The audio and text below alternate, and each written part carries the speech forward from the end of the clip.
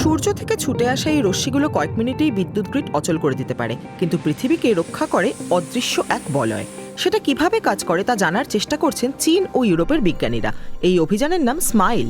বিশ্বের বর্তমান রাজনৈতিক পরিস্থিতিতে এরকম সহযোগিতা বিরল। স্মাইল প্রকল্পে ইউরোপ ও চীনের প্রায় 200 জন বিজ্ঞানী একসঙ্গে কাজ করছেন। তারা এমন কিছু গুরুত্বপূর্ণ প্রশ্নের উত্তর খুঁজছেন যার নতুন ব্যাখ্যা আমাদের প্রয়োজন। সূর্য আলো ও উষ্ণতা দেয়, কিন্তু তার পৃষ্ঠেই বিস্ফোরণও ঘটে। তখন প্রতি সেকেন্ডে কয়েকশো কিলোমিটার বেগে বিপুল পরিমাণ শক্তিশালী কণা পৃথিবীর দিকে ছুটে আসে। পৃথিবীকে ঘিরে থাকা ম্যাগনেটিক শিল্ড সেগুলোকে আটকে দেয়।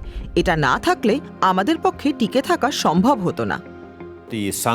সূর্যে এমন বিস্ফোরণ ঘটে যা কখন হবে আগে থেকে বলা যায় না। স্মাইল অর্থাৎ solar wind magnetosphere ionosphere link explorer এই প্রক্রিয়া সম্পর্কে তথ্য সংগ্রহ করবে। গবেষণার জন্য তৈরি উপগ্রহটিতে থাকা 4টে যন্ত্র মহাকাশ থেকে নজর রাখবে।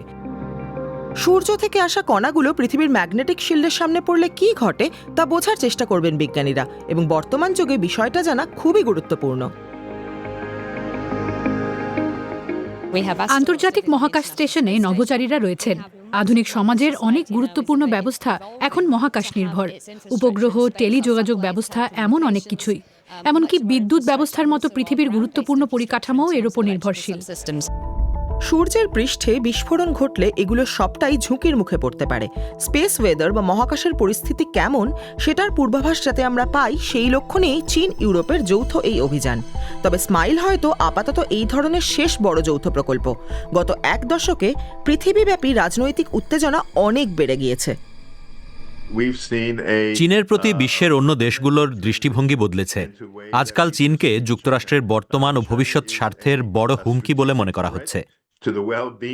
প্রেসিডেন্ট ট্রাম্পও ইউরোপকে সেই কথাই বোঝানোর চেষ্টা করছেন। তিনি চাইছেন ইউরোপও যেন চীনকে আরও বেশি সন্দেহের চোখে দেখে।